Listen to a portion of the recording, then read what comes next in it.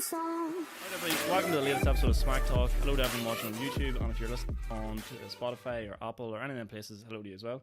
Today I've got Decky McAleenan. MMA is the game. That's it. And I'll say straight away, just before I hit record, it's like, look, my MMA knowledge isn't unbelievable, but we're going to give this a go and see how you get on. Decky, thank you very much for coming on. Thank you for having me. No, I really appreciate it. You're a busy man. Kept going now that we're allowed to work again, training for the next fight. Now, back to see people again. That's good stuff. Yeah.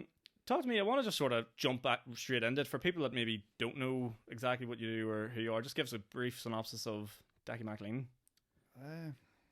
Just an agent from the town that just went down, like picked something that he was good at, which just happened to be fighting, and have made a career out of it at this stage. Like, so, fight for one of the biggest promotions in Europe, which is the feeder to the UFC, being Cage Warriors, the likes of McGregor that everyone knows, Mason Jones. There's a lot of UFC fighters have come through Cage Warriors. I think there's over 100.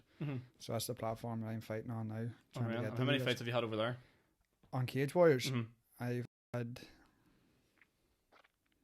That's a good question. 6 maybe. 6? Jesus, that's big. Yeah, that's a lot. So I went there 5-1. I lost my first professional fight. Went on a fight winning streak. Signed with Cage Warriors, and then the day after I signed the contract with Cage Warriors, I'd done my knee. A joke me. Yeah, and then I said nothing and fought just to get my first fight out of it, which ended up being like a world title eliminator, and lost it by a decision. No way. Then I think it was 7 or 8 days after that, got my knee surgery. And then fought like 3 months after the knee surgery again, which was just too soon, and lost another close to, I think it was a split decision loss. There couldn't be anything worse than a going to decision, is there? Because you've seen it before. Like, you watch fights even at the top level or bottom level, I suppose, especially, like, it goes decision and fuck knows what they're gonna do. Like, some people just could be looking at the wall. Like, you know, it's ridiculous. And especially if you've watched any of my fights. There's usually only one entertaining fighter in the fight. It's just people trying to dry hump my legs, like, you know. So any fight that I win, bar one, has all been stoppages. Yeah. Even throughout my amateur, I think it was a 12 wins and 2 losses, decision losses, and I think it was 10 stoppages, 2 decision wins. And then as a professional now, I've had 6 stoppages and 1 decision, like, you know. So. Yeah, well, that's sort of, it's weird because I want to get into this later. That's what the promotion is looking for, isn't it? They want the headliners, they want the showstoppers. They don't want people going the distance, really. No, that's no one. Like, the drunken agent in the corner of a pub can even appreciate a nice submission.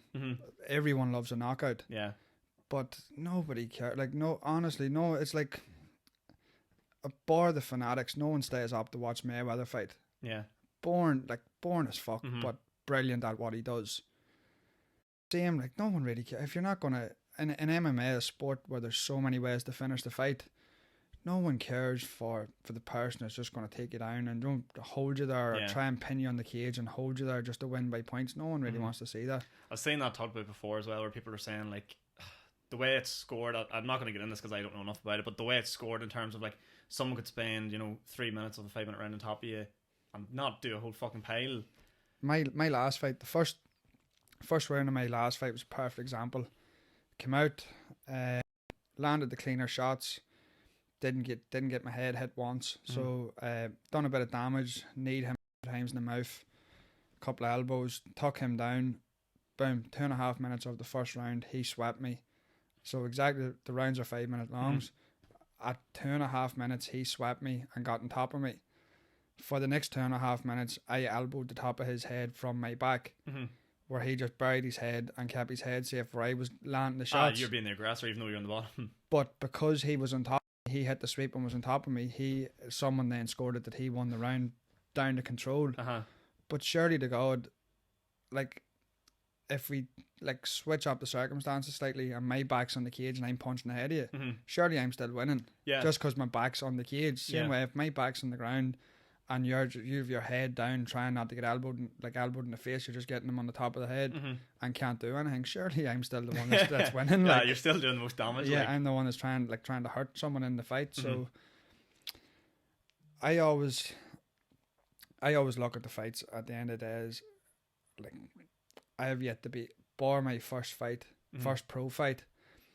I have yet to be beaten a fight. Yeah, I've only ever lost by someone's opinion on another fighter trying to hold me in one position. Yeah. But when it comes to actually winning a fight, if there was no referees and goes, who won that fight? Yeah, everyone's been you. Everyone's if it hasn't been a knockout or a submission, everyone knows that I've won the fight. Like my last fight there, I woke up for breakfast the next day with a wee bit of a swollen eye and a wee lump on my forehead where I got hit 2 elbows. Down for breakfast, seen the fella, his eyebrow was stitched, his head was stitched, his nose was over his face, he had 2 black eyes, and we busted his ears with a big cauliflower ear as well. Yeah. And I stand with 2 lumps, and you're kind of going like, look at that fight and tell you it was a draw, like. Yeah. So he held me in a certain position. I done all the damage, nearly finished the fight, but we scored a draw because. I suppose that's the annoying thing then, Joe, when you're standing there and they're like reading out your record, Joe, and they're like 7 wins, 3 losses, and you're like, there's no context to that. Yeah. Really, no. like, and I suppose like the bigger you get, people just hear 3 losses, and you're like, but I know. Yeah. I know it wasn't that bad. People think as well with losses, like MMA is not like boxing. My first pro fight, I was one of like the highest touted amateurs coming through the professional in the country.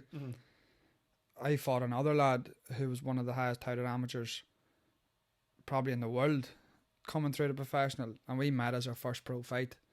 If that was boxing, like the likes of Anthony Joshua and Tyson Fury, you never you build me in one and you build him in something else. MMA is just literally if you're the best and I'm the best, fight each other. Let's go. Like, and see who. So like that first loss against James wasn't a big deal. Like, I actually I don't mean to interrupt you, but I actually watched that fight. This was actually a while ago. It popped up and somehow my Facebook it came up, and I was like, no way he fought. He fought. I never would have thought it, because I was sitting there thinking like, these guys surely couldn't have had a lot of experience back then, and to put the two of them together at that stage just seemed like a promotion nightmare.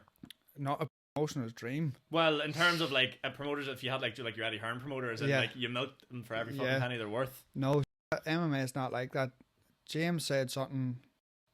Me and Reese McKee were meant to fight. I was meant to defend my belt as an amateur against Reese. And James commented under the post. Like, I hold grudges. Alright, so James commented under the post.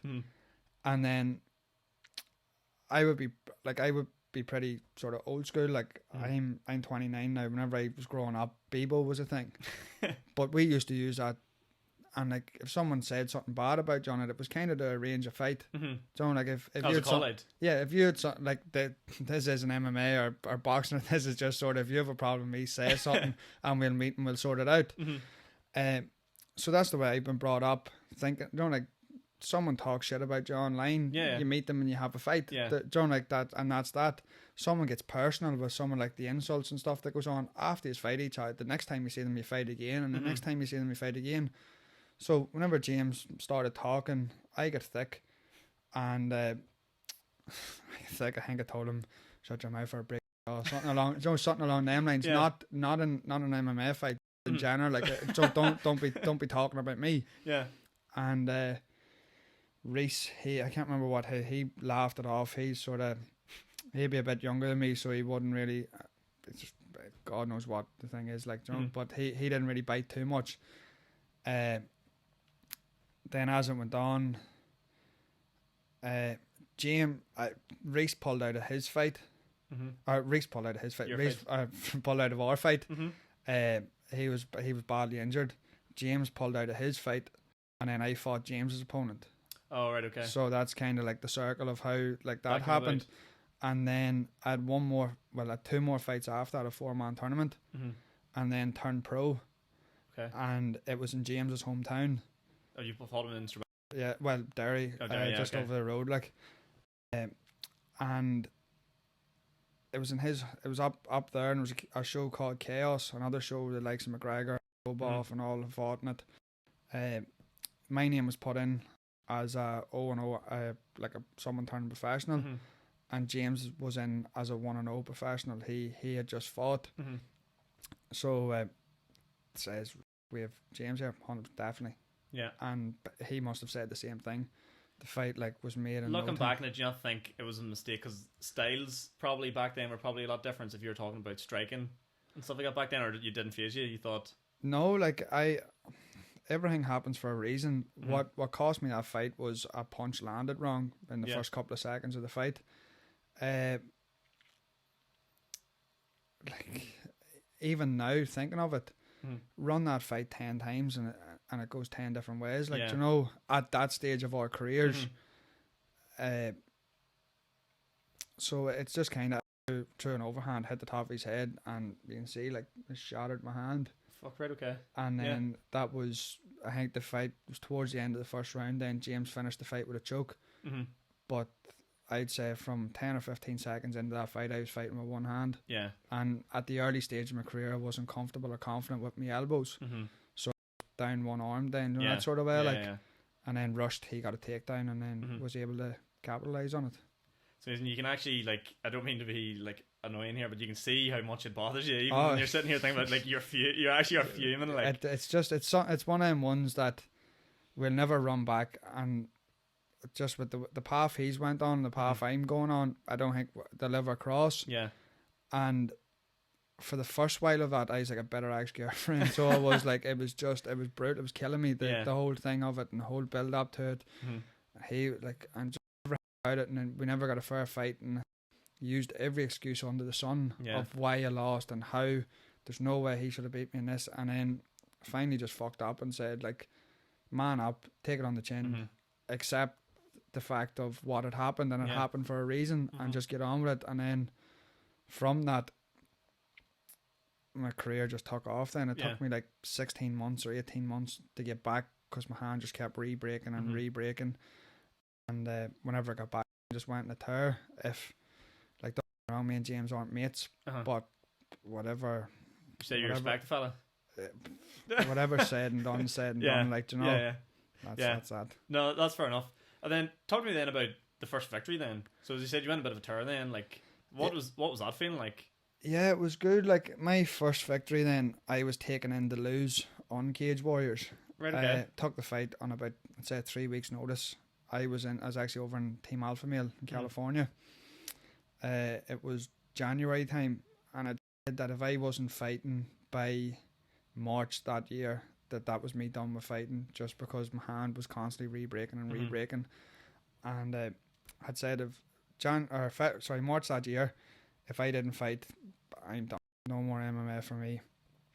And Sebastian texts me, says, what way are you? He actually texted me in watching another professional fighter from the town, and asked what weight we were and how we were feeling. And I happened to be the lighter out of the two, so I fought in about 3 weeks, and then he fought then in like 7 or 8, trying to give him time to get the weight down. Yeah. And the fella I fought was 1-0, was a boxer wrestler. So in theory, I was only a striker. Had a submission loss. This fella was coming off a knockout loss. So if he couldn't knock me out, he could just take me down and beat me on the ground. Yeah. And then went over, broke my hand in the first round, but had trained so long with one hand that literally was in the corner, won the first round handy enough. First round, sorry. I don't know if I said first hand there, did I? First round. Won the first round handy enough, and had broke the same bone in my hand. And I remember sitting down in the corner, and Sebastian McAleavey went to give me the bottle of water, and I grabbed it quickly and passed it to my other hand, and then was like, fuck this, no, my hand, don't my hand, fuck yeah. I'll give the other fella the bottle of water, let on I drunk it, and I'll be alright. And then I was dead on. Corner went out of the cage. You were allowed 3 corner men back then before COVID. So now you're only allowed 2. So Jerry Smith, one of the best men at my wedding, was standing in the corner behind, doing like out the cage, talking in. And he goes, I fucking broke my hand again. And he goes, you're grand, and he goes, I know, yeah. And then just went back out, and lucky enough started throwing elbows then, which I'd worked a lot on. Yeah. And then ended up getting a submission finish over your boy. So that was Cage Warriors then offered me a contract, which wasn't suitable at that time in my career. So we says, look, we'll go away, build my record, and then I'll come back. Do more of a thing over here, really. It build everything up, like, John, because I think it wasn't even that they didn't offer me a good contract. They offered me a great contract. Everything seemed right, but with being 1-1 on Cage Warriors and not coming from a massive team with no real base, they're not going to push you too much. Right, okay. John, like, you're going to they'll give you all the shit fights and they'll give you all, John, like, you had to prove yourself to them. Yeah. So I says, like, I think it's handier being like a freelance fighter and just fighting whenever I can and wherever I can. So I think my next fight then was in, where was my next fight? My next fight was meant to be in Cork, going to Cork on weight and everything, and the fella I was meant to fight didn't have his visa and was taken off a plane. He was like living in Sweden, but he was like some sort of like Arab, like maybe, I don't know if he's not Turkish because he's only the visa, but somewhere doing like away on down past Turkey, and didn't have a visa. Some sort of Middle Eastern or something. Yeah, doing like down around that neck of the woods. So he was taken off the plane, like coming to Ireland, and then I was like, so we're out trying to get anyone to fight. Never happened. And then I took an off fight on short notice against a Scottish lad who was 2-1. So he had 1 loss, wins, coming off another knockout victory. Like at this stage, I was 1-1, so that's still another. Don't like it's not me fighting a dud. Like it's not as if I went away and just fought cans that were like 1-17. So fought him and beat him, and in my head going into it, I was like, right, because I broke my hand the last fight and the first pro fight with the 4-ounce gloves on, they're tiny, like, so I was like, it's just going to be a thing that I'm going to have to take like 4 or 5 weeks off after each fight with a broken hand. And I knocked that fella out, and after being able to go home and brush your teeth with your hand, because I never could stand, like, a smile about him. I was pissed as well, like, but standing away brushing my teeth, going to myself like, this is great because you have to use your hand to be stabbing your gums and everything, so you do, like, don't taking chunks out of yourself. So he's like, I don't think now I'm going, John, like, I was buzzing because like this is the first time now I fought as a pro and not broke my hand. Yeah. So then I was like, this is great. Sounds like such a it's like going to work. It's like basically going to work. Like, it's like, I didn't break my hand today. Yeah, that's brilliant. And this is like the mindset I put myself into, is in like every time I fight, I'm going to have to. You can't plan anything after. You're going to break your hand, and you're going to have to take time off. And then from that, there we've just been battering away. That's it's a crazy start to your career, like, because. I'm interested to know, like, how long, because I always find it strange, like, whenever you go into MMA, like, how long can you be training in it as, like, what am I trying to say here, like, is there, like, an 12 category for, like, MMA? Surely that's too, like, I mean, you have to be quite older before you figure out that you fight. Well, it's come along, like, it's a massive sport now, so it is, so, like, there's MMA, you call it, like, an MMA league that happens where you might get under 12s, or if you're not under 12s as in as such as it has to be strict like the way football runs, like 2011 2012, don't like that sort of thing. It's more just if you're 12 and I'm 13 and we're in around the same weight, same experience, we can have a match then.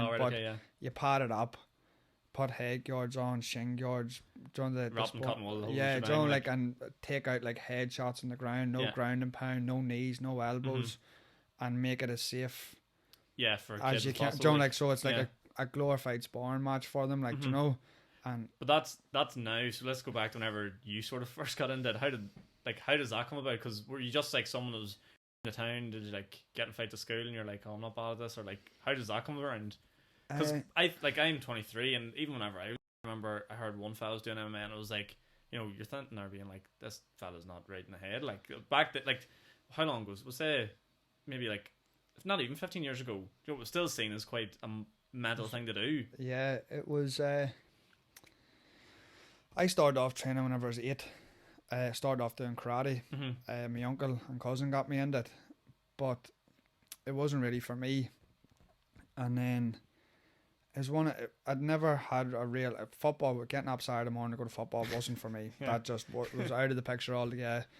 So I went training with them, but as I said, it was my uncle got me. He knew the fella that run the club, and me and my cousin went in, and then it was a girl. Me and her would have went in, and then went back up to the house and stuck on the old karate mitts and beat the lumps out of each other in the kitchen, like.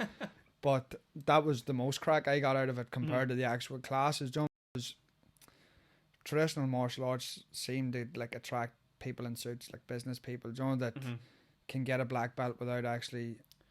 It's weird. Putting in the work. Like I've went to sports, like I've worked in a sports center and for a good while and stuff now, and you see like karate lessons, or maybe I don't know, like the right sort of whatever it is, like taekwondo and stuff. But there never seems to be any like person on person. A lot of them so stand still and moving. So like you can work the next day without your black eye, So it was very that's what I found at the start. It was very like soft. And plus I was only a child, but that would be mad streak in me for fighting. Yeah. So, so did my cousin. But I ended up, I broke my wrist playing football or something stupid. Took the summer off, and then just that was me. Like I didn't get into the swing of it, and whenever the summer came, I didn't really want to go, and then I broke my wrist and I was taking time off, and I just couldn't get back into the habit of it. So my dad, whenever I was about 10, whatever it was, he says, look, come on, the two of us will go back. And then he goes, right, dead on. So I went back with him, so a bit of competition, and then got stuck in it, and that way any of the touch sparring that we would have done, he would have been happy enough to hit me a slap, really? And didn't go easy because he's your dad. Didn't go the complete opposite. That's if anyone ever asked him what do you do, he's like, but he's mine, that's why I'm going. I don't like trying to to shape him, sort of thing. So, from I think that's brilliant for someone that's ended up in the path I've went. I wouldn't change that at all. You might not be where you are now if he. John, don't get me wrong. He never broke my nose, or he never. It wasn't coming out battered, but I got a few slaps, and then that went on. I had my first competition after a couple of months. And back then it actually was decent. You had wee small mitts, you no shin guards, no feet guards, no body protectors, no nothing, just mitts, and that was it. Away you go. And the contact was limited, but you could hit each other. You could get away with a wee bit. So I thought it was great.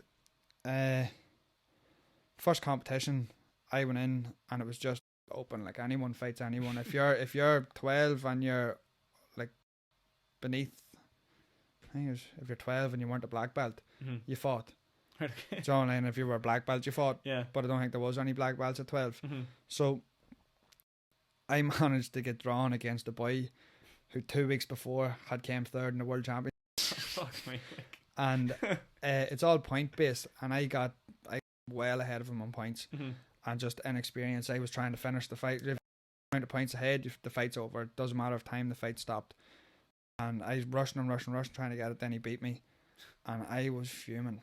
This is another one, the James fight. This is another fight that sticks out in my head. So it is.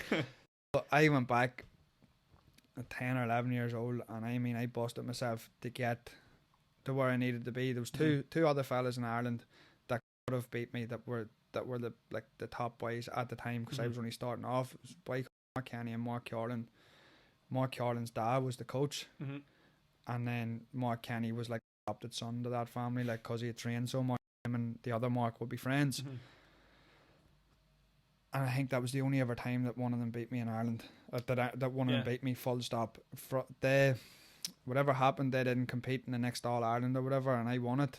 And then from that, I think it was 12 years in the bounce that I won the All Irelands, or 12 All Irelands. And that's what was that for karate? For karate, yeah. Fucking hell. So it was just the work ethic to beat them people, and then always there was every competition.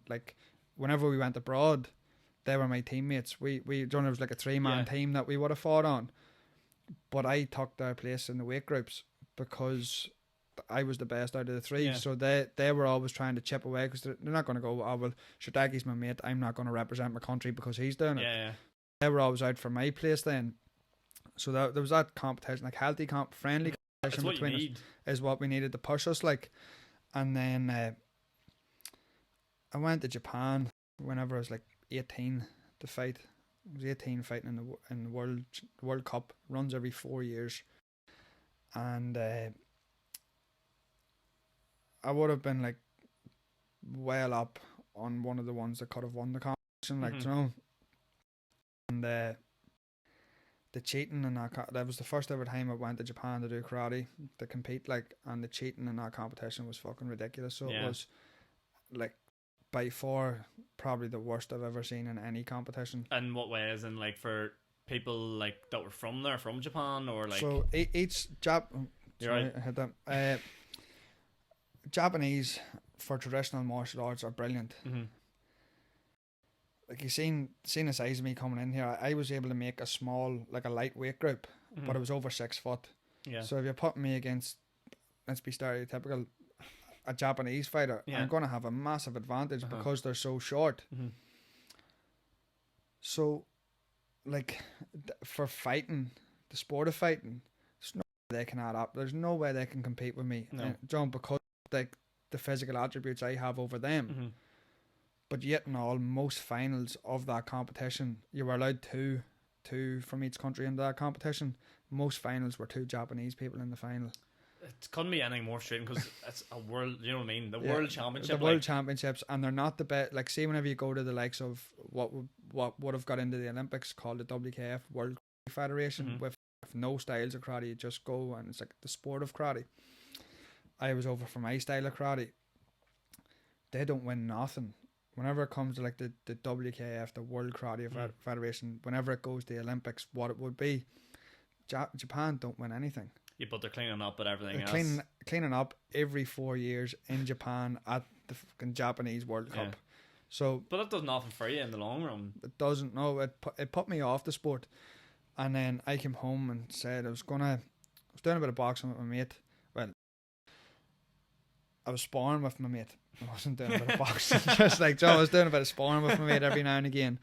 And I liked it. Like, so I said to myself, well, I'll go down, I'll get a different fighting sport. Like, because if the other thing with me is if I didn't train, I would have got myself in trouble. Like, yeah. Do you know? So I had, like, it's normal now. It's in me now at this stage that you do, like, if you're injured and you can't do stuff, there does get that built up frustration without even knowing it, because if you, like, I've spent my whole life training every single day, like, so whenever you get that taken away from you for like a week or two, you start, you know, it starts to change. But you, for like, you, it seems like it's not just training, it's not just a hobby to do something. It's the end goal is always to be the best there can be, and like as you said with like the going to Japan, once you're not going to be you can never be the best.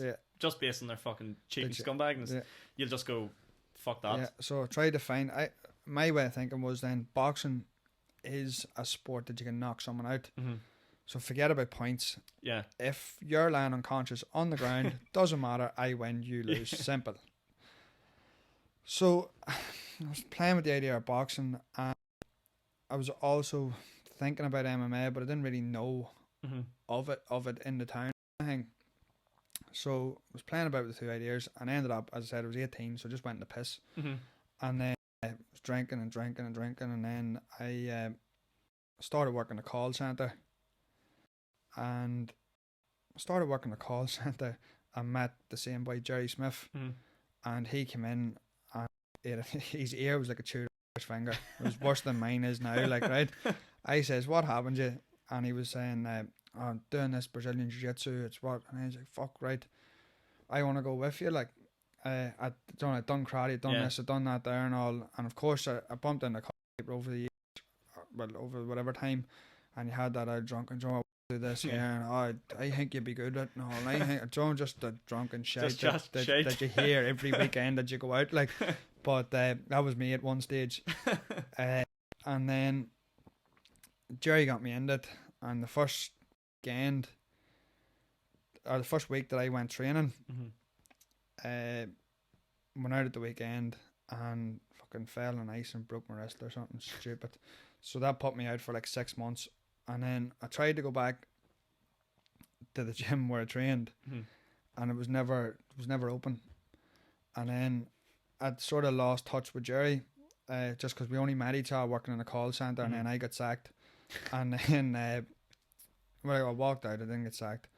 It always sounds better when you say, okay. Yeah, no, I left him. I was like, I was getting I was probably in the process of getting sacked, but I walked out before I did get sacked. Like, and it's funny actually. My brother-in-law, he got sent out just before I did, and then I got called in for a meeting, and then sat down, and then flipped the lid and walked out. I rung him, was like, "Here, have you left yet?" "No, waiting me. I'm coming to meet you now." Like, I'm coming out too. But then started working at Glen Electrics. And then one of the days, I rung Jerry and I was like, "Here, what's the story with this club? It's never open." And he's like, "Oh, they moved to the Wind."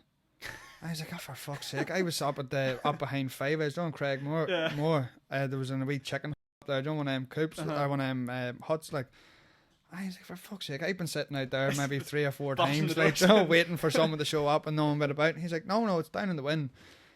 So finally got back there, and I was training. Sebastian at this time had come back from Brazil and stuff. My first ever class was with Yannick McGee, who's my nutritionist now. My class was with him. He fought the weekend. I fell and never trained for another while. And then Sebastian in the meantime was in Brazil. He went back home for a couple of months, and then he was back, so I landed in and started fresh. Jerry wasn't training too much at that time, and then I think I worked up, started in September, started in August, took 2 weeks off because I was going on holidays, and Michaela, my wife, she wouldn't let me train in case I got hurt. So I had to take the 2 weeks off before going on holidays in case I done anything, because back then I was coming, like, because I wasn't used to grappling and people grabbing my head and stuff. You come home with black eyes and lumps and bumps and everything. My ma thought I was mental. She didn't want anything to do with it at all. My dad, he was kind of like, let him at it and see what he does. Like, he'll tire himself out, that sort of thing. And my thing with Michaela, I told her, like, "Look, if I do this here, I'll never have to leave the town. I should do all my training," because I used to train in Dublin. I was like, "I'll do all my training, do all my fight. Everything's going to be local." Like, now I've been to Brazil for a month. I'm going away for 2 or 3 weeks at a time to California to train, doing different things. Like, you're across the world. Like. Yeah, so I started then in September properly, and quit my job in December and said, "This is what I'm going to do." This is something I love talking to people to. What was the point that made you think, like, because obviously a big part of it's money, you know, and like, what point then made you think, like, right, I'm going to make this a job? Because there's a lot of people try, like, and a lot of people don't make it, even to the stage where you can just, you know, live off it. And even at whenever you have, suppose you're starting professional, it's tough. It's not like, even at this stage now, that, like, you're not living off the fight purse. Yeah. If that's a bonus, you might get a tattoo or a wee holiday or something off. Like, John, that's not if that's what you're waiting on, forget about it. Yeah. But money's never drove me. Money's not a thing at all. At, like, having a qualification to my name, board, like, sport qualifications, and plus I'm 29 years old and I've 21 years of experience in training. So John, like, it, fair enough, you mightn't have a bit of paper to say that you've done fucking level 4 elite personal training. Yeah. But I've been an elite athlete for like, representing my country and know how to train and know how to train people. In December, it was actually quite handy to get sort of kick in the arse, because I got made redundant from Glen Electrics. Do you know the way they take people in the winter and then just, like, let them go on Christmas? And I said, "You know something, I'm not going back to work. This is going to be my career." Like, the support I have off my family and my now wife, like Michaela, she, like, we missed out on a lot between, like, you think of, like, a 21-year-old on the dole that's just pumping everything into training. Yeah. Do you know, like, it wasn't, she sacrificed as much as I did. Fair enough, I put my body through the work. Yeah. But, like, I think behind the making of fighters is what's behind the scenes. Like, some girls want to go out with fighters because, oh, it's great, they're doing, like, he's this and he's that. Yeah. No, really and truthfully, it's not. That's not easy for them. It's not easy at all. Like, you know, because she doesn't get out for meals. You know, like, we don't go out for food. We don't. There's, like, I'm in fight camp at the minute, so now the pubs are open. I'm not going to the pub. Yeah. Haven't had one pint yet, no? No. John, like, I won't have one for another 7 weeks. Yeah. Like, so. That pint's going to taste unbelievable. It is. It's going to taste good. But, John, like, she's sacrificed an awful lot. But as I was on the dole, I'll never forget, she now works for a company called Reed. and at the time, Is it a hiring company? No. it's like an employment company that's people are sent. It's like a recruitment agency. Yeah. Only it's not, because it's people are sent from the dole and they have to try and get them. So it's recruitment company is if me or you go in because we want a job. Mm-hmm.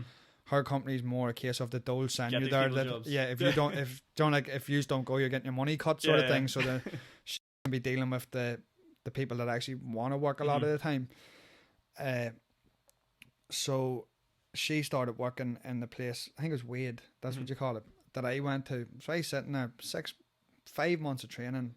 No fights as an MMA fighter, sitting in this wee course with everyone that was on the dole, and says like, so what's your goals, what are you going to do? And he said, I'm going to be a professional fighter. And then they were like, right, but John, what are you going to do for a living? And I goes, I'm going to be a professional MMA fighter. And I'm like, but yeah, you have to have a backup plan, you have to have this and you have to have that. And he goes, I don't, no, this is what I'm going to do. And then he sort of just laughed, and I think they just sort of fobbed it off. It's like, oh, this fucking idiot, like, just be quiet, like, and we'll move on from him because we're not going to get anywhere, like.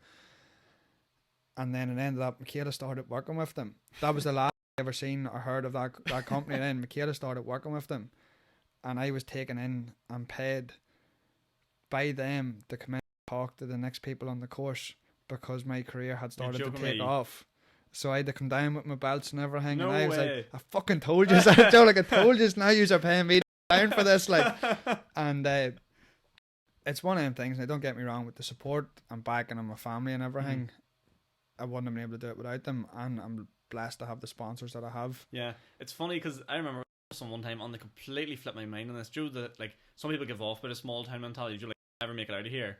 But at the same time, see, once you do get a wee bit of support behind you, and like town it's a fucking pretty powerful thing. Like that's one, like, a lot of people that say about Newry, no one ever has a good thing to say about anyone in Newry and all the other stuff.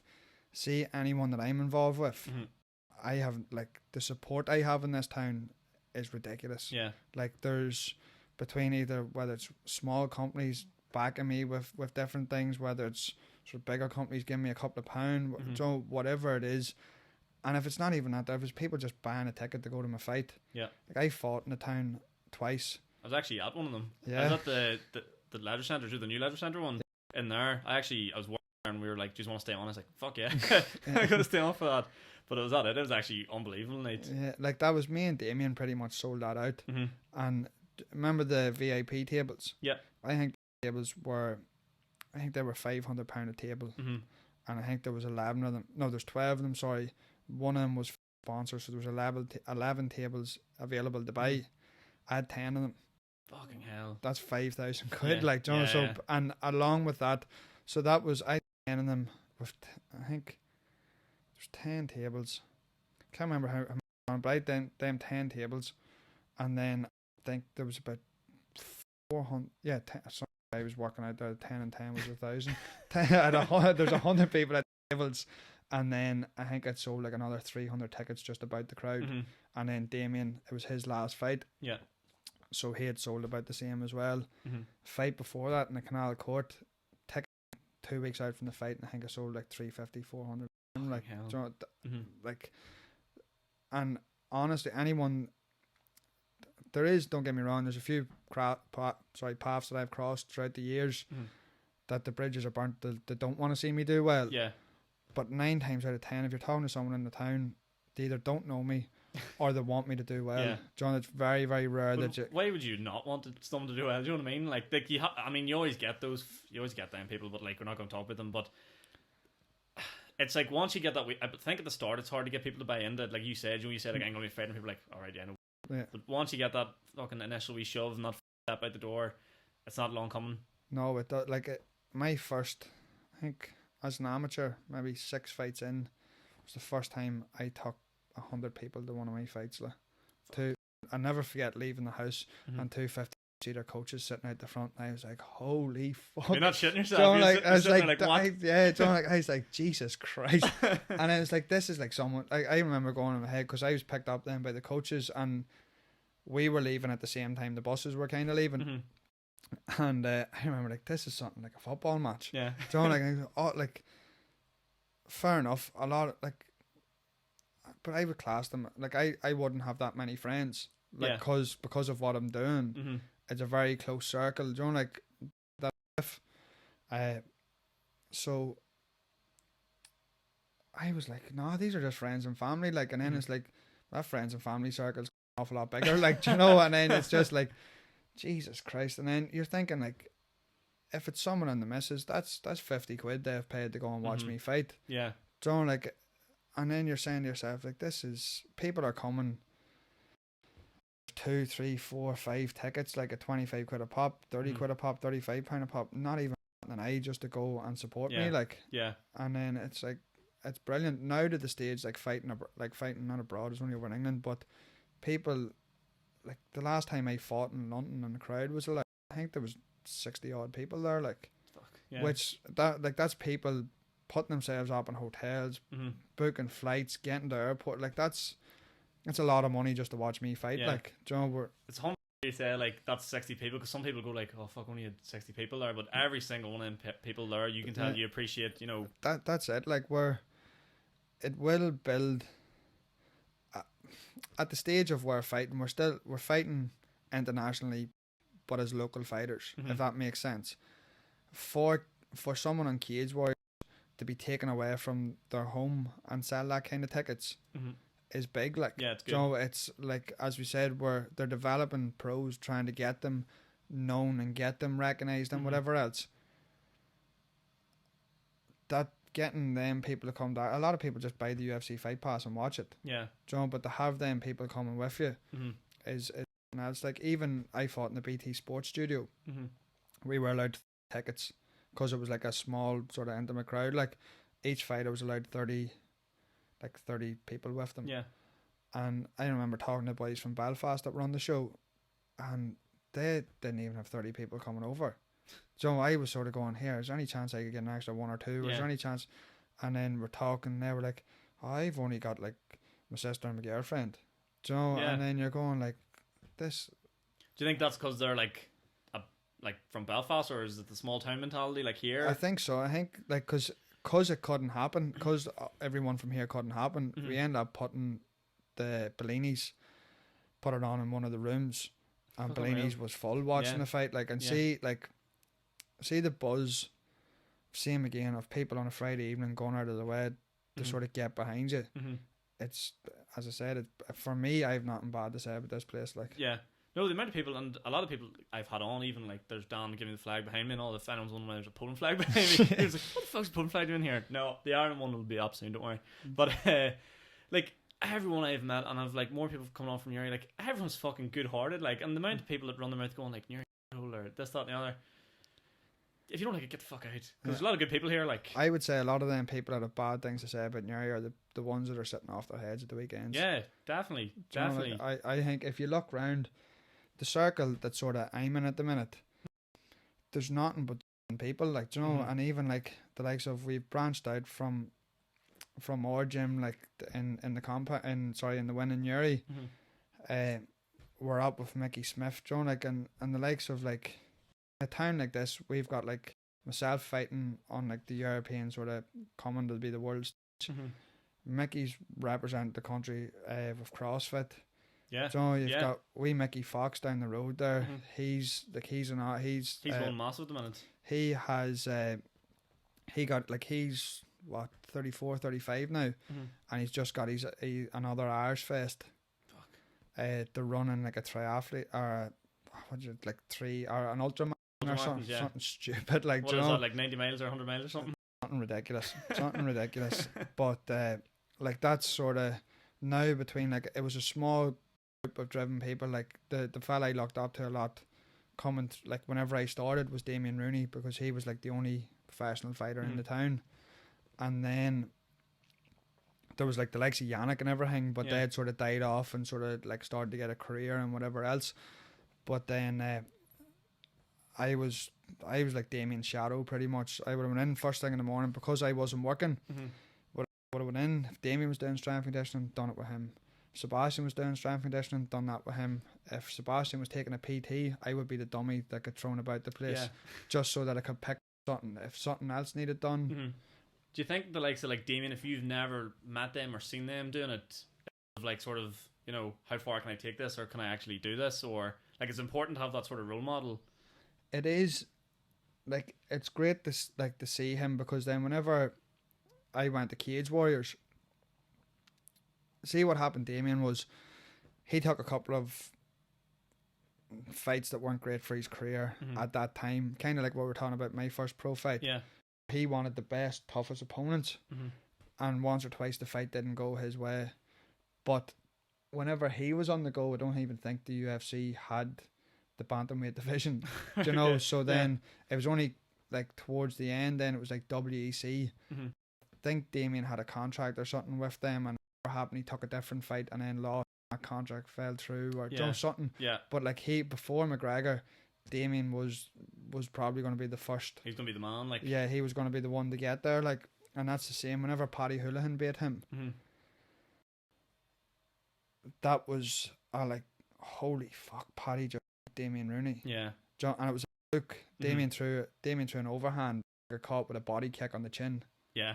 Do you know, like, and within a couple of seconds, and it was a striker versus grappler, with Paddy grappler. Do you know, so no one could have expected, and even Paddy would have told you himself at the time. Yeah. Which then Paddy went on to the UFC. Like, Damien's losses were Paddy Holohan went to the UFC, Neil Seary went to the UFC. Who was the other one? Dukanwa. Someone Dukanwa Obama went to the UFC. That's, do you know, like, he hasn't lost like nobody's. Yeah.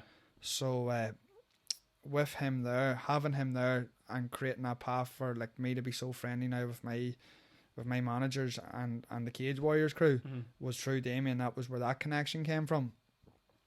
But either headstrong or stupidity, I thought that's what I was. Whenever I told someone, like, whenever I said I'm going to do this, this and that's in my head, I believe it. Yeah, that's it. That's what I'm going to do. Like, you see a lot of people that come out, especially in this era, where like everyone's told you can do whatever you want, and it is good. But there's a lot of people that sort of, you know, like a classic example I keep seeing is every girl now basically thinks they can be an Instagrammer, and like sorry love, but you can't. Like what I think. See, at the end of the day, I was never going to be a solicitor or a scientist. Right? Never going. Just wasn't for me. Not everyone's going to be a fighter. But not even that. You weren't. It doesn't sound like you're ever going to be, just as we said before, a 9-to-5er, even if it was in a shop or whatever. John, like that, just it's not. That's what I was trying to say. Like, there's certain things that just aren't for certain people. Doesn't matter what you try your hand at. For me, school was never for me. Never at all for me. Never gonna be. Doesn't matter what you done. Didn't matter. Wasn't doing it. I found whenever I was like 14 or 15, no, 15 or 16, in around that stage anyway, whenever I started to go a wee bit downhill, I started realising that you could bunk and do different shit, like, and not go to school. So my dad sat me down, and like me and my dad have never really had any run-ins, but there's just been a couple of times that it's just sort of been like, as a professional fighter, as a fucking rocket head growing up, I was afraid of no one, and I'm afraid of no one.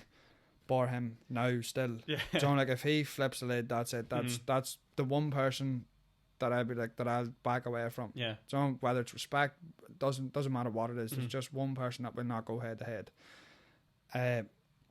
He sat me down and was like, look, you're not being one of these fucking idiots running the street. Yeah. You can pick, you're going to your school or you're going sticking at your sports. So, okay, then I'm just going to do sports. Yeah. that's easy decision. Yeah, John, like, and then from that there, he's full back, and they did still make me try to make me go to school, but it wasn't like you're leaving school and going to Dublin to go training. There's nothing frustrates me more than seeing, especially in this country, like forcing like a child that's never going to do education just to keep doing. And you're sitting there like, there's so many other options out there. It's sort of like, you hear a lot, the mentality in this country is, you go to school, if you're no good at school, you go to tech, you get a trade, and you go and you work on a building site. If you're a wee bit smarter, you go then, you get done like a 9-to-5 job or an 8-to-4 job or whatever. There's no thinking outside the box at all. So having that support from him then was great, because we could have just went head to head the whole time, and him told me, you're going to school, and I'm not, John, like, and that whole like conflict, and then, well, then you're not going, like, a lot of things is, well, you're not going fucking training if you're not going to school. But why are you taking something that I'm good at away from something I'm never gonna, that's never gonna cause me any like use at all? So luckily from that, then that was sort of the turning point then, and I realised, like, see, mornings aren't for me. Getting up, working inside's not. There's just it's not. You know, like, I'm never gonna be one of them people. Like, so it's almost as if like it chose you in the end. Yeah, sort of. Lucky enough, I could fight, and I fell into it at the right time. Like, you know, sort of. Because I just can't help but thinking, like, fighting wasn't massive back then, unless I'm wrong. Unless it wasn't, like, the traditional sport over here for fighting would have been boxing. Ireland's always had good, like, amateur boxing scene, and like even professional boxers and stuff as well. But then to go completely, like, I want to be put inside an octagon or a cage and fight someone. The thing was, as talking about being in Japan and the cheating, by far boxing is probably one of the most corrupt sports. Well, sure, flip me. Who was it? McAleenan. Oh, Jesus Christ! If he can't win a fight, there's a good chance I can't. You know, like, so. The thing was, what I was thinking, able to kick, because I was able to only to use my legs as well. Boxing is a very hard sport in one sense, but also an easier sport in another sense. If we talk to, it's a hard sport as in, if I want to hurt you, I can only use my hands. I can only hit you from your waist to your head. In the other sense, it's quite easy, because you're only going to get hit from the waist up, and it's only their two hands that they can hit you with. So, like, if you look at, like, the likes of, like, Tyson as a knockout artist, it was harder. Like, it'd be hard for him to knock people out because he only has these two weapons. I know he mastered it and stuff, but then if you look at, like, how easy it was for Mayweather to defend against McGregor, I'd comfortably say I beat Mayweather in 30 seconds in an MMA fight. Oh, absolutely. Do you know, 100%, because it's like, I've seen. Get near you. John, even if he does get near me, then it's no longer, like, boxing to me is a very, very skillful game. Not a fight. 100%, it's not a fight. Because you can put your head in certain situations that you just can't. Or if I get your back, the referee's going to step in and say, "Don't, like, split up and go again." There's no hiding. There's hiding in boxing. You can hide. John, like, you can. Someone, as I said, like McGregor, or not like McGregor, sorry, like Mayweather, can use that rule set and master the rule set to be fucking unbelievable. Same as, like, someone that I really like watching, the minute, Canelo. He's mastered that rule set, but he's a wee bit more aggressive than Mayweather, and gets the knockouts and the finishes. That's why I find him a wee bit more entertaining. But with MMA, if I grab you and you don't know what you're doing, you're fucked. If I take you down, you don't know what you're doing, you're fucked. If you can only throw a punch, and I can punch and kick, I'm gonna kick you. If you can't, if you fall for, like, a feint with my hand, I'll knee you in the mouth. There's so many things, and then if that doesn't work, we'll just go to the ground and I'll punch you on the ground, or I'll grapple with you on the ground, or if you're just better than me everywhere, I'll pin you against the cage and hold you there. There's so many variables to the fight. So I thought my reasoning was, if I cannot finish an MMA fight, I don't deserve the win. So I know a loss on your record's not great, but I want people. I don't care, winning or losing, doesn't matter to me. As I said, it's not about money for me. I'd love to be a millionaire, obviously, John, like, in the sport to really pay off. But whenever I retire and look back, I want people to go, fuck, Decky's fighting tonight, I'm going to watch him. John, like, or even if they don't know me and they tune in to watch the main fight in the card, who's that there boy there? He's John, like, he's up for a scrap, like, do you know, or different things like that. As I said, now we're 11 fights in to my pro career. Not one person stood with me, and that was that fella in Uri that night. And he got stopped in the first round. So every other one has been a second round stoppage for me, because it's sort of been a bit of them trying to hold on to you, and out and then finishing them in the second. Do you take that as, like, just like they can see the gap there? whenever they start like trying to grapple you and take you down and stuff, that I guess it's their game plan. It's a game plan that sort of, if you try to fight with me at all, going off my record from start to finish, if you try to fight with me, you're going to get finished. Yeah. That's it. Whether it's on the ground or on the feet. Anyone that has actually came and tried to hurt me in a fight has been finished. Yeah. If you fight defensively and try and stall, that's my losses. Yeah. Bar James, as I said, he just, as we said, the bigger man won that night. The better man on the night won. Yeah. But everyone else has played the game. So, but in the end of the day, those decisions, they aren't in the end of the day what's going to get you a bigger contract or a better move to a UFC promotion. Like in the end of the day, that's something they want. No, that's like, as I said, my last 3 fights have been against 3 black belts in jiu-jitsu.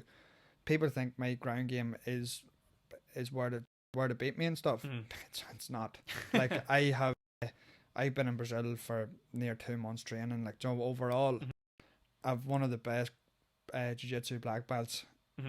John, like we like, what more do you want? There's a boy from Brazil that's living in Bestbrook and training in Uri.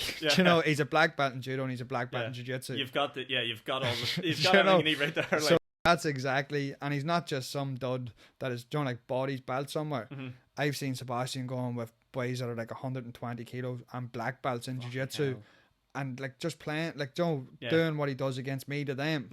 And then like, first of all, you thought, well, he's only that good because he's, because you're shite. And then we went to Brazil and seen the black belts, and then we're like, no, fuck, he is that good. Like, he is really that good. Like, and then, like, I don't think that that's my weakness. It's just them stallers, because I said Ventry in December come out first exchange. I think he missed 14 punches and got a couple of kicks and punches. Of course he's going to try and take you down there. This isn't working, and he just got a in the mouth. Like, I'm going to take him down. So he took him down and tried to hurt me. Like, was hitting me, was posturing up, trying to land good shots. I remember at one stage he dove in with an elbow and I moved and the elbow hit the ground. Like, so he wasn't exactly just trying to like tickle me, like, And then I was able to finish him in the second fight. Second round. The last boy, was that a knockout or a submission? Submission Yeah, over black belt. But because he was willing to fight, it leaves openings that I'll find to finish. Yeah. The last boy, like, didn't want any of the striking whatsoever, and whenever we went to the ground, just buried his head and stalled. Which was, if he at least had to try, if he had to try to finish me on the ground. We never know, he might have been the bigger man, he might have finished me, but he didn't try. Judging off the way things go for me, I don't think he would have finished me. I think it would have been him that got finished. Like, so you almost welcome sort of. Would you say then you prefer to fight in the back foot? No. There is no back foot. Right, that's what we're trying to work on to give them a wee bit more confidence. Yeah, right, okay. I tried that last fight without sounding like an arsehole. I tried not to get going. To let him go, because you can actually see at one stage I hit him with something and then I was like, shit, I stepped back and let him throw a couple of kicks. I remember going, just let him, but no, I hit him the first exchange. I hit him and you see his eyes changing and it's like, oh, for fuck's sake, we're going to grapple again. And then it's sort of like, no, just if you let him hit you a couple of times here, I think he can continue to stand with you. And then done that there, next exchange, and then I think there was like 3 exchanges I was trying to clinch, and then I was like, oh, right, this is what way this is going to go now. But that's funny that you're actually actively thinking that. You're sitting there like, for fuck's sake, like, that's in there. It is like, but honestly, as I said, my style of fighting, hopefully it never comes to it now because I have a family and everything. But I want to leave everything in the cage. Like, I honestly just come out and we'll go. I'm not backing down. Like, a lot of, and as I said, I'm not knocking grapplers. I'm not saying that that's not a way to win a fight. Just try and win the fight. Don't just lay there. And don't just lay there. Like, we're grown men. We didn't sign up to this sport to fucking lie on each other. Yeah, exactly. Like in jiu-jitsu, you try and submit them with the sort of MMA style wrestling, you're trying to get a position to punch them or elbow them. With the striking, you're not just like, you're not boxing because you're not doing it to get points. Yeah, you're doing John, away. you have 4-ounce gloves on. You should be able to hurt someone. Like, you know. So I'm kind of like openly and honestly saying, any one of my interviews whatsoever, I'm going to come out, I'm going to go toe to toe with him. Yeah. And I've yet to find a man that's going to do the same back to me. That must be so frustrating for you. It must drive you mad. Like, it is and it is. That's just a sport at the end of the day. Like, John, you have to shake their hand at the end of it. It's not a weird feeling. I want to get into sort of the stupid stuff that I would think about. Like, it's not weird. You're standing there fucking bothering somebody, and in the end of it, you're supposed to turn around and go, all right, yeah, or like shake hands or fucking. See the fella the fella beat me on Cage Warriors, who then went on to fight for the world title. Like, same again. This is my record. I picked 5-1. I picked a boy that was 14-3. You know, like, but he beat me by it was at this stage I started to realise that, right, I'm going to have to, because I was just finishing everyone. I was like, I'm going to have to stop just getting in and winging the fights. I'm going to have to plan out how I'm going to win these fights. Yeah. Because it was the game plan that won that night against for the experienced fighter over me. I was just like, I'm just going to knock him out at some stage. Knock him out. Hope yeah, and if he takes me down, I'll just submit him, and then if not, the next round starts and I'll knock him out again. Do you know, going to the cage or going to the doctors after the fight, two of us were like walking out, and he was like, sorry, John, like, I think he apologised for the style of fight. Yeah. But he's like, I had to do that there, John, like, because there's no way if we had stayed in the fight, you would have finished me. And I was like, yeah, I would have. And I remember, like, after being like, we're walking to the doctors having a chat about me, like, if he openly said, if we had done this, you would have knocked me out. And I was like, I would have. Then we laughed and walked on. John, it was like, that's sort of, it's that comment in my head that always, John, whenever like stuff like this is brought up, I'm kind of going like, the fucking weird thing to say to someone. Like, John, like, yeah, I would knock you out. Yeah. And no backlash. Like, even if I was to say to you, if John were on a night out and he goes, I fucking knock you out. Oh yeah. John, like, you're going to say something smart about it. The fighter's like, yeah, you would have, yeah. You know, and in a way, I'm like laughing and joking. I was like, huh, all right. You know, like, fair enough at the end of the day. But as I said, it is at the end of the day now, with having the wee dog, that as long as I come home in one piece, it's like I said, it is a dangerous sport. As long as I come home in one piece and see her, yeah, fuck everyone. Yeah, that's a good day. Like, yeah, John, like that was after I was, as I said, my last fight was a draw, devastated. So I was, and then talking to Michaela, told her I was all right because everyone was in the house, or no one was in the house because of COVID restrictions. They were all watching. They were all on Zoom.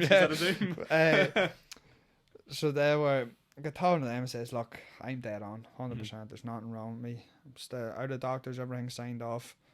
Rung my dad and I was like, "Well, what do you think? What was do wrong? This was this," and we talked through a few things that was done right and wrong, and then Kayla back because she wasn't a great one. He goes, "Look, fuck it. I'm going home tomorrow in one piece to see Myla." Yeah, John, like that's what it's all about. At that stage then, John, like 2 phone calls were done.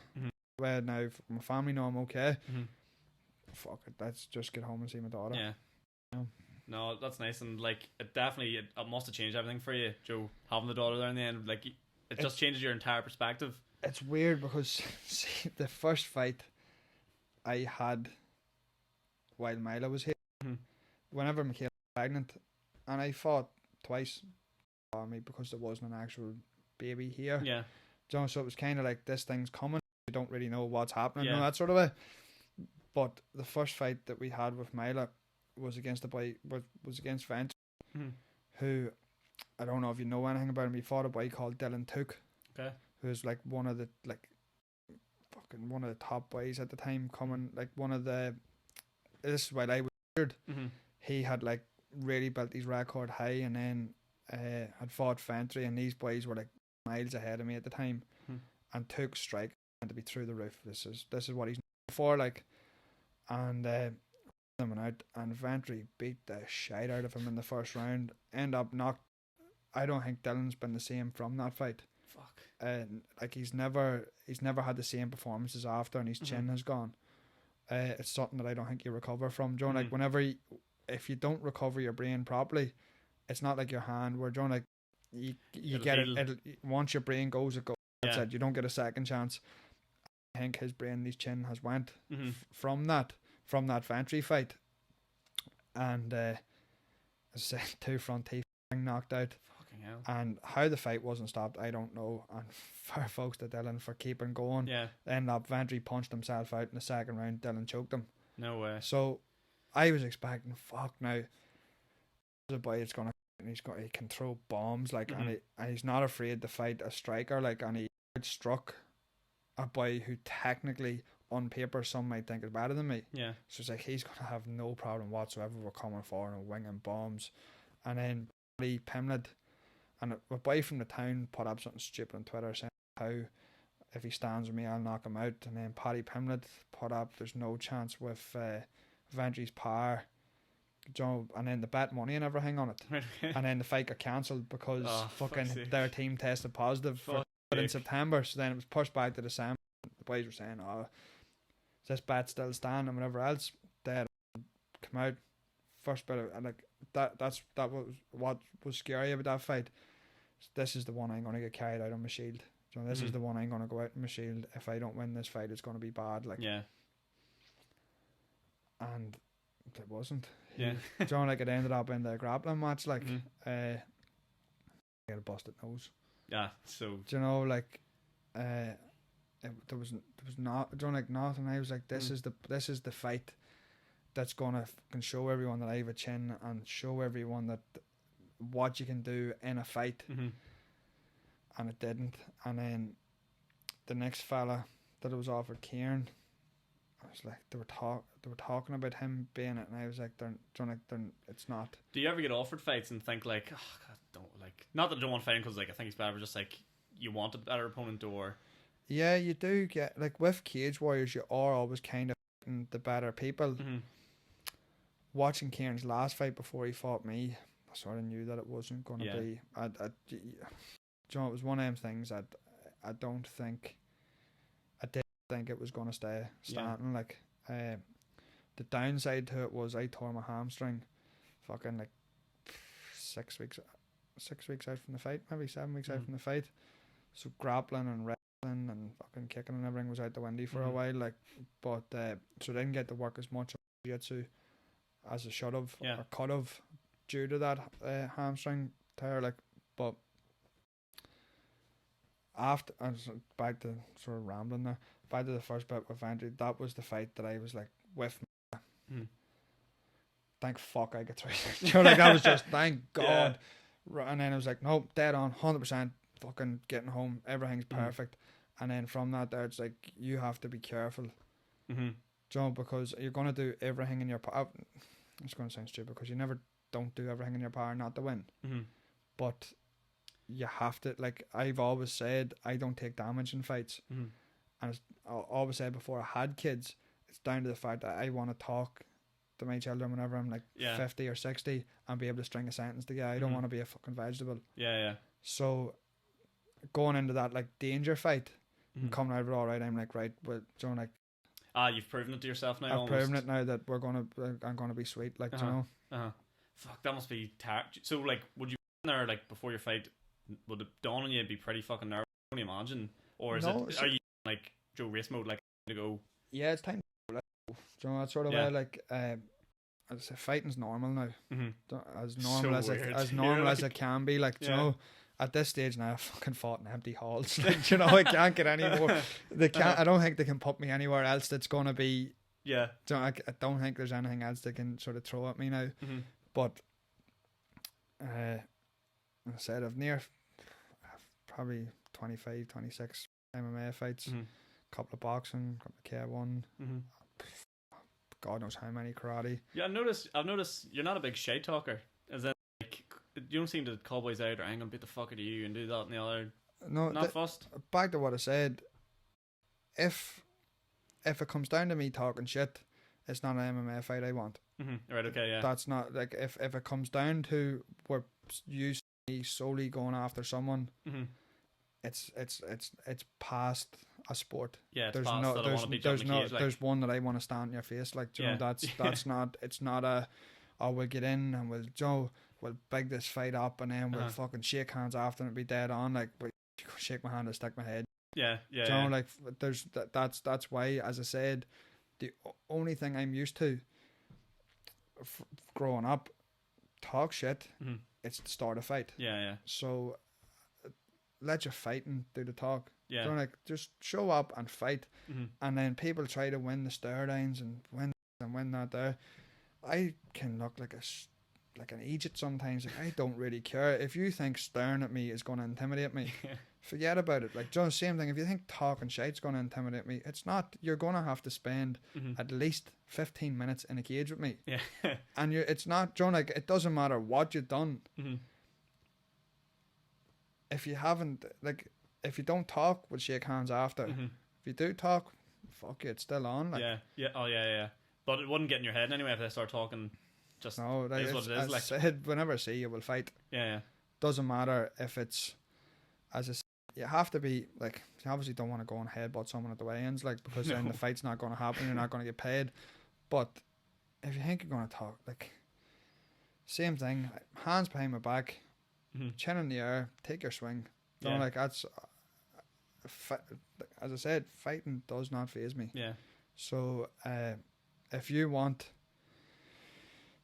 to have your go, have it. Don't like, there's sometimes you have to be baiting. Don't like, and if it means, but I will get you back. Like, and that's something that it I is. am fucking terrified sitting here looking at you. No, it's like it's. I better watch what I said. But no, it is like, no, it's all about a crack and everything. But genuinely, like, Joe, sometimes, and that's what, like, a lot of the new wave of people coming through is sometimes, like, there's been a couple of times growing up where you have a chance, run away and get away, bro, just take your baiting. Yeah. But know who give you your baiting and then get them back. Yeah. Joe, so like, whatever it is, that's something that I'm willing to stand right, whether it goes my way or not. I'm willing to take my beating, and then I will be coming to get that back. Like, doesn't matter fuck what it is, I'll be coming to get that back. You know, so it is what it is, really. Like, good stuff. I think I've been going here for, what's that, an hour and 12 minutes. Fucking flown by.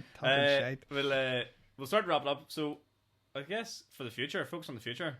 That's it. Big, better things coming. Yeah, fighting in 7 weeks back in the trilogy. So fucking good stuff. Looking to settle that one down. Yeah, it's looking. Hopefully there'll be a crowd at this one, but if not, where's it in? Where's it gonna be? The York Hall again. Oh, is it? Fuck, class. Yeah, it'll be the third time now. What was it like fighting without fans? Everything was the same up until you're used to, like, do you know whenever the ring announcer calls your name and there's a big fucking roar? Yeah. Ring announcer calls your name and you're sort of standing in silence looking at the boy you're fighting. It's like, you're like a bit of a dick, just don't know what to do yourself. Like, okay. You know, like, that was the only bit. But then as soon as the referee, you're ready to go. Does the noise sort of, like, if it was a full crowd, does the noise sort of go? It drowns out, yeah. Drowns out. You just hear your coaches. Like. Because I found it, what you thought, but like watching the fight, no sound, I've actually sort of preferred it. It's it's so interesting. That's why I wanted to fight in the BT Sports Studio, because I was saying, like, if there's only, like, I can't remember how many fighters in the yard, but each of us are only allowed 30. That's a small crowd. Really hear the slaps or the punches and kicks being thrown, but then to hear them slaps on TV, there's no crowd to drown them out. Like, it's more sort of or something. Like, it's more sort of, it's more because there's some sports that's been fucking shite. No crowd, and like you hear like a soccer player kick the ball and you're like, whatever. Yeah. But to hear someone like like a kick to the side of the head connect or something, like, and the slap of it, it makes it a wee bit more. It's like, because whenever you hear it, there's no sound, there's a big roar, it doesn't really look that bad. But whenever you hear there's across your face, holy shit, that's brutal. Because you used to, one of the only sports you would have heard before is, remember, like boxing, that would be like, I don't know what the sound of the mitts or like the breath going like, you'd hear duff. You'd hear like that sometimes, but I suppose that's not really, it's not the same as like a bear shin. That's one of the worst. One thing I definitely want to ask you before you go is the shins. Please explain to me how you put yourself through that. Like, is it just simply years of conditioning? Pretty much, yeah. People tell you roll. There's one boy told me that you put a bit of concrete in like a scaffolding pole, just roll it up and down your shin, and like, not that I didn't try it, sorry, I put the pole on my leg and done it. I was like, it's stayed on, like, and then I've rolled my shins with steel baseball bat, a rolling pin. People do it with milk bottles. But honestly, I find, see, just kicking a heavy bag does the Same job, same job. Yeah, like you're just killing the nerves. Like, so I've a tattoo down my shin. I remember shitting myself going in to get it done because everyone tells you how your shin's meant to be sore. Like, I sat and didn't bat an eyelid, so I didn't. And I was just like, oh, this is grand. He's like, you sat that one well, Decky, and he's like, I didn't feel, like, honestly, I didn't feel a thing. And then he's like, I was telling him, he's like, no wonder you didn't feel a thing. You don't have any nerve. You sort of kill the nerves off on your shin, like. But we have a bag down in the gym, and this thing's fucking brutal. But every now and again, like, I'll take some of my PTs over and be like, all right, we're just going to do some kicks. And you see the look on their face change every single time. They think they're going to fucking kill the thing. No. They all know this. Oh, they all know this is the one that's going to hurt them. Like, and then you see like grown men go to kick it, and they go like boom, and then like, and then they go again, and they start to like not kick, like go to kick, and then take their leg away before they hit it and stuff. And it's fun. Like it's entertaining to watch. Like, that's funny at your stage being like, I remember when I was this guy. Yeah, John, like you do. It's just, even at that, like my first private with Sean, he made me kick that bag for fucking an hour PT, just leg kicks. I lost the hairs and only down my shins and stuff, black and blue, but I would not show him at all that was hurting me. Like, it just goes to show the difference between somebody. Like, I'm sitting here thinking like I couldn't think of anything worse. Like, how you take them to this, like, even there's someone, you know, like maybe like yourself that hasn't done it before. You go to the hard bag, you forget yourself and just go to the bag that I would kick. Yeah. And fuck no, sorry, we'll go to this bag. And it's like, no, all right, we'll go over to this shit bag. It's too light. Yeah. And then people still think that one's too hard to kick, and you're going like, but I can't really. I'm trying to put shit on. Lad, you're fucked. But Daggy, I think we'll wrap it up. Perfect. Good stint. Yeah. Any closing comments or anything you want to throw out there? No, just thanks for having me on. No, honestly, really appreciate you coming on. Looking forward to the fight. 7 weeks and counting. Lovely. I guess that's it. If you enjoy, guys, please leave a like. Go check out all Daggy stuff. I'm sure he's all know where he is. Decky McAleenan on Instagram, isn't it? Yeah. Decky McAleenan on Instagram. And I'll see you all again very, very soon. Daggy, cheers. Perfect, buddy. Cheers, Thank bud. you.